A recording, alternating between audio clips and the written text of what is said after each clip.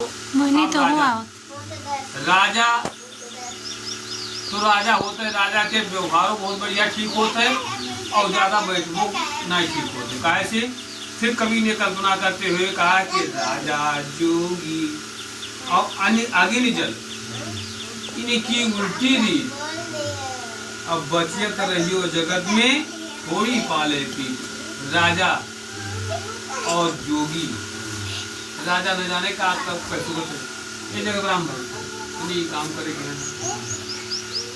अरे अब मैं गेम तो रहा, अरे कहीं फिर से जाओ हैं। और जोगी लोग मिले, कहीं अब आपके लिए पहुंचे ना तो बहुत बड़ा धन भी हो रहा तो कब लेके चढ़ाई तो फिर से बोरा कहीं का काट दो, बिना बोरा दिए तो हर कल्याण हो। अब अगिन से अगर बच के न रही हो तो जल जी हो, जल से बच के न रही हो तो डूब जी हो हैं। इन लोगों से व्यवहार करने से इन्हें संभल के व्यवहार करना चाहिए। व्यवहार भी इनका ठीक होता है और फिर गड़बड़ भी होता है। तो इसलिए बताया गया है शास्त्रों में कि इनसे लोगों से व्यवहार जो करो तो मतलब समझ करो। ये ना है कि ज्यादा करियो तो धोखा भी हो जाता है। न जाने कब इनके मुंह से क्या निकल सकता है। तो उसी प्रकार से सभी ने राजा को सुझाव दिया, राजा ने वैसा किया और साधु नाम के वैश्य को जेल से निकाल दिया। उनका धन उन्हें दोगुना दे करके और घर के लिए रवाना होने को कहा राजा ने। मतलब भक्त सभी मतलब सभासदों ने इनको संतुष्ट किया।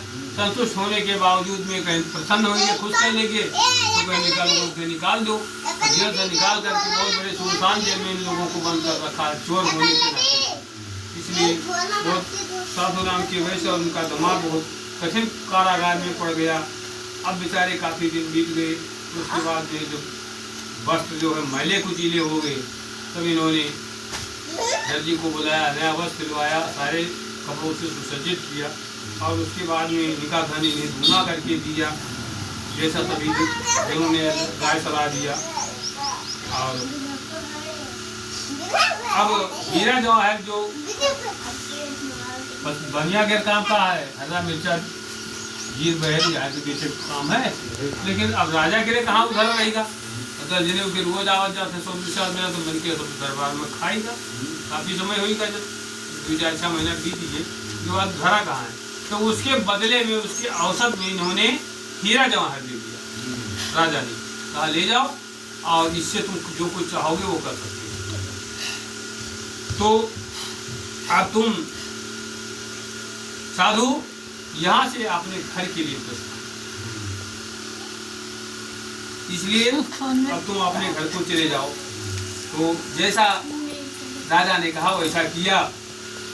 वो घर वहाँ से चल देते हैं। इसलिए स्कंदपुराण श्री सत्यनारायण कथायाम तृतीय अध्याय श्री सत्यदेव भगवान की जय, श्री शंकर भगवान की जय।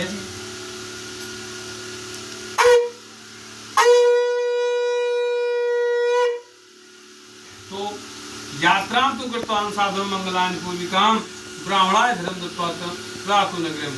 भगवान सोचे जब साधुत्व होते दिन के बाद दुख पैबे की हुई है, अभी वहाँ चलत हैं तो देखी इनके दिमाग उमाग को सही भवा कि नहीं भवाते दिन सुखाने हैं तो मतलब कोई निष्ठा फायदा की देखी झूठ बोलो छोड़ी कि नहीं छोड़ी। तो भगवान ने फिर विष्णु भगवान एक साधु का रूप धारण करते हैं और आ करके जब ये राजा के यहाँ से चलते हैं तो संध्या का समय सवेरा होता, सवेरे होते होते ये लोग चल दिए और सवेरे टाइम में फिर भगवान इनका मिल जाते हैं। फिर नूरे गते साधु सत्यनारायण प्रभु जिज्ञासाम कृतवानम साधु।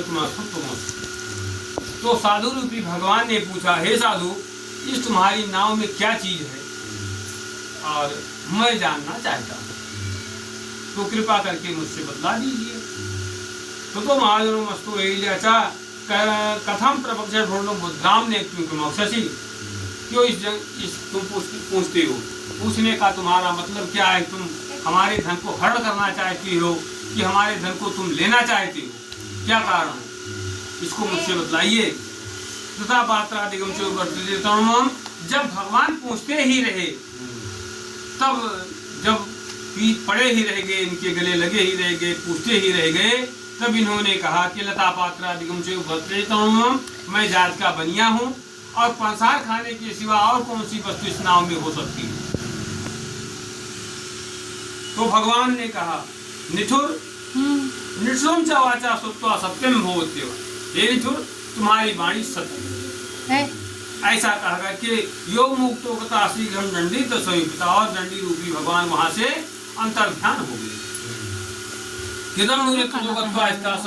कुछ दूर जाते हैं भगवान तो साधु हमको खोजते खोजते, इसलिए भगवान एक पेड़ के नीचे जो बैठ जाते हैं और साधु के आने की राह को देखते।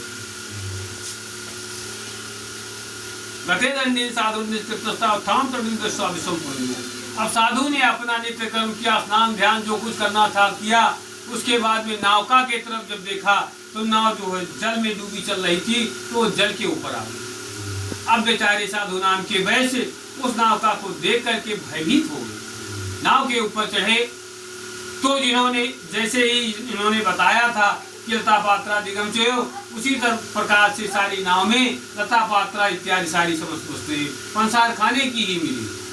अब ऐसा देख करके उसमें पंसार खाने की वस्तु तो थी नहीं, हीरे जवाहर थे, इसलिए वो देख करके इनका ब्लड प्रेशर जो है हाई हो गया और बेचारे ये बेहोशी की हालत में आकर के नाव से बाहर गिर पड़े, जो सरोवर की नदी के किनारे। तो तब तक इनका दामाद भी उधर से आता है और पूछता है कि कुछ बोल नहीं पा रहे हैं, बेहोश हैं। तो धीरे से वो गंगा जी का जल लेकर के आया और इसके मुंह को धोया, छींटा लगाया, तब इनकी जो है आत्मा जगी नहीं, मूर्छा गई। उसके बाद में तो कांतो वशम चेदम बब्रीतम किमर्थम कृते शोका सापोदशा सबके दिन सब